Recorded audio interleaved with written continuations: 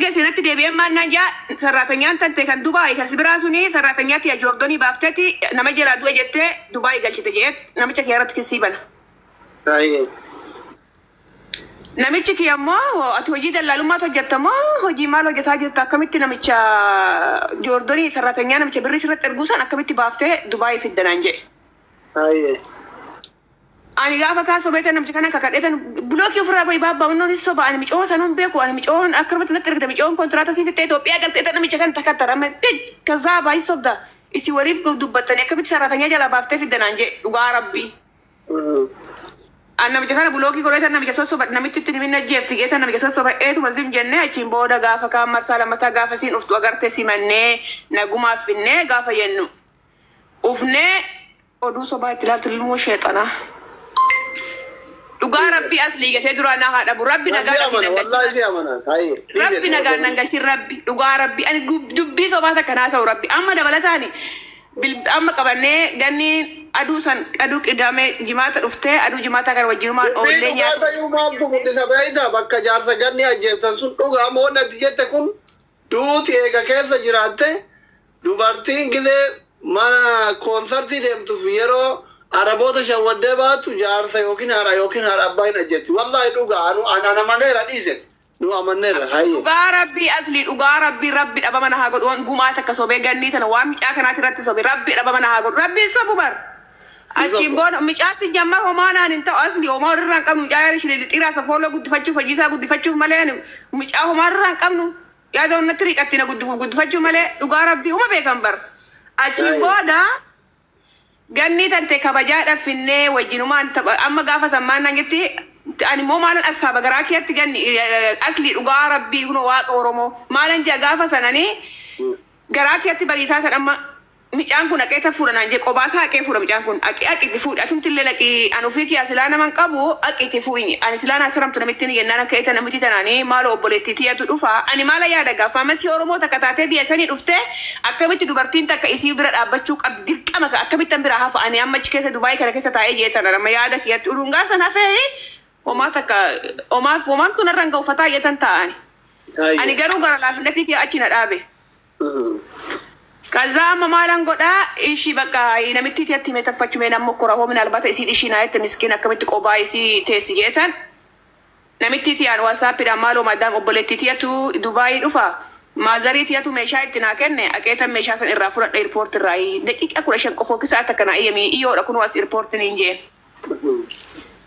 dhugaa rabbi asli namitti tun nadiddet takaturtet saati lawicha si iyama meesha ke fura uti dafi kot oliga dindemene nangete ishi yetan bira dhuf bira demi gammadeetan bakka ani maalifin ani achi jechuuf osoo hin taane bira jechuuf maalif isiin malee hin qabdu asii siigalee Dubaay kana keessatti wal malee siin qabnu si jammari moo hiriyaa dhumaan nuti ani kana yaanni kan ko malee yaada shira kana yaanni ishii jennee wajjiniin ufnee wajsimannee nyaata gisi achi ani micaan kun achi jiru namuun ufnee warri isiin na eegeetsuun tokkolleen ufne bireen sun isin ufnee anaa fi micaa kana micha takkitti argamee hamma sa'a tokkoof walakkaa kana irpoortii keessa turree achiin booda ganniitee fudhannee gara nyaata mana nyaataa bireenis ufee wajjiniin gara mana nyaataa deemnee achumatti nyaannee xumurree chaw addumaan galle nagaan addaan galle nagaa kabajaadhan. Amma boo'icha san maaltu fideree guyyaa lammataa? Aduu qidaameesaa amma Koi kasitani ma guyyaa boo'icha sababni boo'icha ta'eef amma marsaa sadaffaa marsaa lammataa aduu qidaamee naa bilbiltee ganama si argu maleedhaa jette. Kalees wajjin oolle laal qabiyam. Jennaan ishi bakka maaloo ganniidhaan mani kontiraataan jira naaf hin eeyyamu yeroo hundaayyuu manni keenya immoo kaameeraa jira ol nama seessisuu namaaf hin eeyyamanii maan naguma na barbaaddennaan ani arraas hin baane si wajjin taphachuun barbaada si arguun barbaada dirqamaan aan jennaan warra wayii tana warra fira namichaati gaafa achi dhaqe si yaama achitti naaf mijataa achi koottu tole micaa kanaanis koottu na fuudhi jetteeni isa immoo ganamaa itti bilbilteen hin beeku waan isaa waliin jedhanii achi naqanii achiin booda micaa kana wajjin na bira ufan na bira fide gaama mana dhani aqi kana keessumnatti aqi kanatti. Ani ijoolleen eegaa ijoollee wajjiniin mana firaa dhaqne mana firaa sanitti fidee dhufe amma micaan kun osoo achuma mana firaa kana uduman nagumaan ta'aa jiru ufanii naa bilbilanii ufnee barri irra jirra kootu gadi bayinaan jedhan isaan lachuu giseen ufuu laayivii gubbaa jiran nama 2,000 moo akkanan laalaa jira isaan lamaanuu makiinaa keessatti. Mucaa diimaa kan kanneenoo. yen isatu fide gana bira isaan lachuu live jiranii ani ufee jennaan isaa wajjin live irra seenetan kolfee bilbila kana wannoorra bilbila kan koo kana iyoo addisiin bite isa makiinaa gubbaa kaayee kan gannitis makiinaa gubbaa kaayee kan micaa kanaatis makiinaa gubbaa kaayee faarfannaa wayii faarfannu malee jaa micaan kun. Kazaa micaan kun bilbila nan kaadhe gara daa'ima sanii bilbila keessi fudhanne. Faarfannaa dhiiftee. Faarfannee war'annee micaan makiinaa seene ganniin hin ijjatti laayivii gubbaa jirti interneetiin kan micaan waan ta'eef micaan makiinaa seene interneetiin jalaa badaa isiin. Micaan ka faarfannaa itti banuuf inni hooma jaalatuuf immoo paastariidha mucichi. Micaan akkanuma gisee dubartii argu faarfannaa faarfata. Sheekidha inni jechuun paastariidha isin faarfachiisa. Beenxee faarfata micaan beenxee faarfata micaanii. Micaan gallakkis micaan. Barina beenxee tayuuf dhageeffachuu fi amma gaafii kiisii galee. Mucichi beenxee ta'uu dhabuu miti. Inni sheekidha maal jettanii paastarii ta'e paastarii ta'e hin beeku isa waa'ee isaa nan gaafate nama waa'ee isaa na dhiise ana waa'ee isaa hin beeku anama waa'ee keessatti kazaa bilbila kana lamaan sadeen keessaa bilbilli kan koo dachee isa fudhateen beeku ani bilbila kan koo makiina irra kaa'ee kan gannitis makiina irra jira kan isaatis makiina irra jira ani daa'ima tiyaajeetan kaadhee yoo nan kaadhu ganniin ka isii bichaa fudhatee kiyyan jiru micaanis ka isaa fudhatee makiinaa seenee kiyyan jiru anammatim jeetan kaadhee daa'ima too bira dhufee giseen bilbila as taawwasutti jarana bilbilli koo ees ganniin kaadhu laalimee achi jiraatinna naan jetti.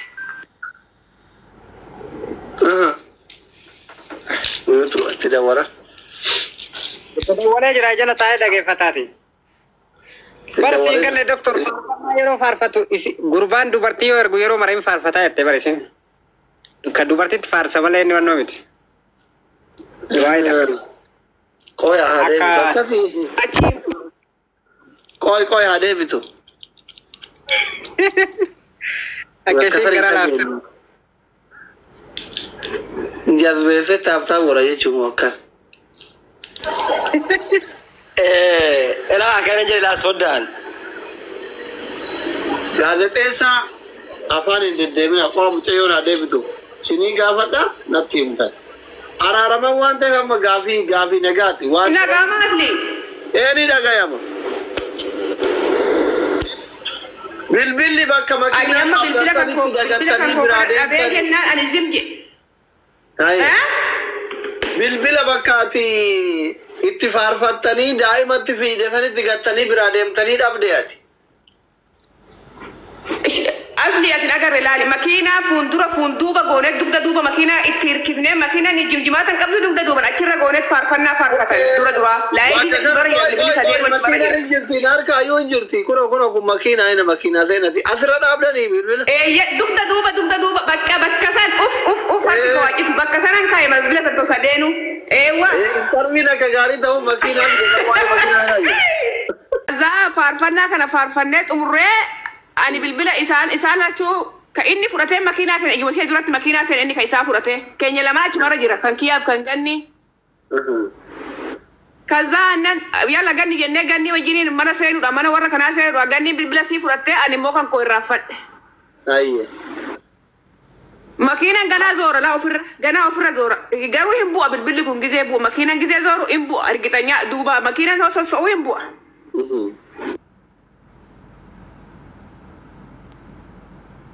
Garuu bilbilli kun makiina irraa isin buune ta'ee lafa lixe ta'ee ganni wajjiniin nuyi zoorree ganni na duubarra dhuftee ani duran kaa'itan ijoollee laaletan duratti qophisee isii wajjiniin ol deebinee mana warra kanaa seenne achiin booda bilbilli kan koo hin nadhabee itti bilbilee jennaan bilbilli hin yaama biraa kaadhee onan bakka san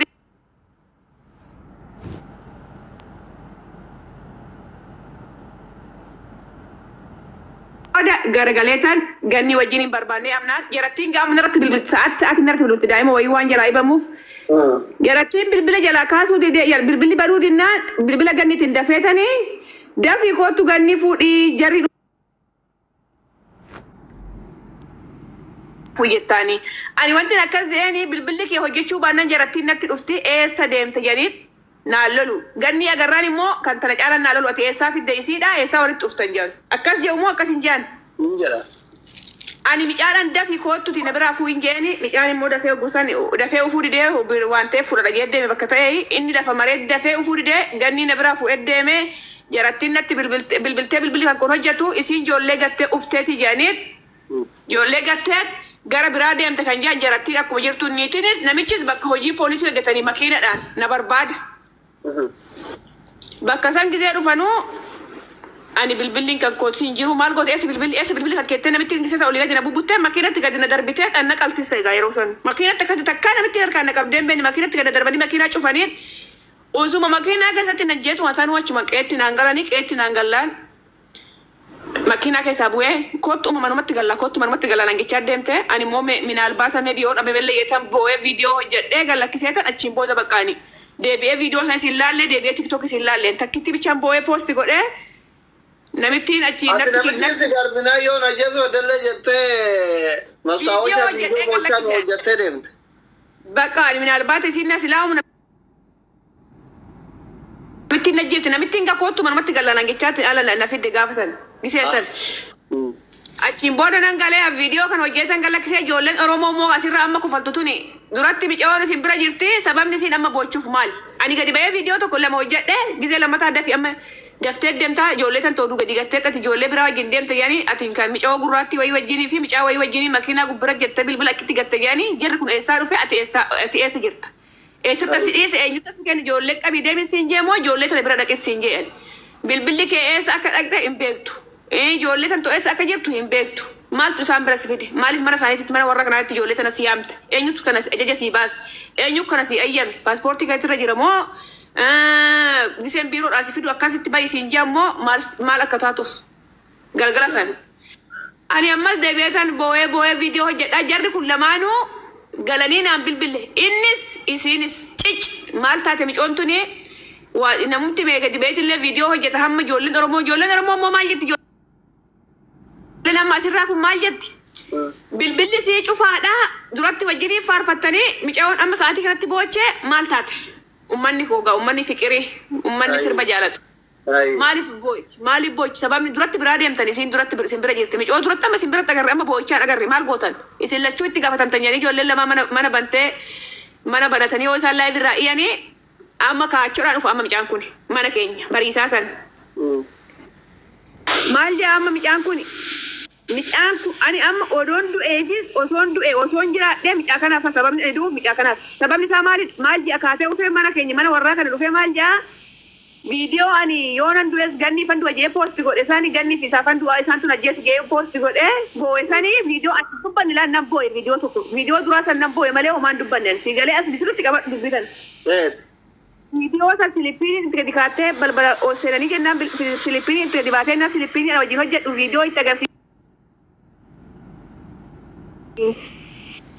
Subhanallah. Mucaan kan asli caqafadhu qalditti qabanii dhugaa uummata kolfu kana laanii dhuguu namitti aggeeffadhu asli Oromoon haa kolfu uummanni kun haa kolfu ati ilma sammuu qabu tokko dhugaa rabbii aggeeffadhu sirriitti laal dhuguu namitti sun hirriba keessaa kaatee maaliif akkana jettaan nuti jettee gadi eessatti akkatti waan qalmaata albee eessatti itti gadi fudhadhi jettee uduu si namitti Filipiin sun itti himtee uduu naqalte silareessi kee qaata Dubaay kana keessa garuu rabbii yoo axaraan deemuu baatte haqaan deemte haqni kan kee lafan badu dhugaa rabbii maal jaa viidiyoo san itti agarsiisan nan boo'e malee afaan hin baafanne barreeffama sallaakisee maal jaa namitti Filipiinidhaanii maadaamin naqala albee anjettee tiijiin poosti goote eessa tiijiin jeexitti ol gama namittiin tiijiin nagaan jirti Filipiiniin tiijiin namaa jirti namittiin si jeefti gadi baasanii deem jettee furguggatti namittiin ejja'ee laalee amma namittiin dhuftee maannaan jetti micoo Filipiiniin tun maal jetti nu uduu si wajjin maadaamin teenya oduu nagumaan jirtu albeen naqaltettee tiktok irratti poosti goota ana Kiristoos nani manaan jette dhugaa rabbii asli waaqni jettee dura na dhabu nagaan nan galchin diinaaf dabarsanii alaatan isaan lachuu diinaaf dabarsanii alaatan ilaali fuudhanii ufee jennaan namicaawwan hin darbitee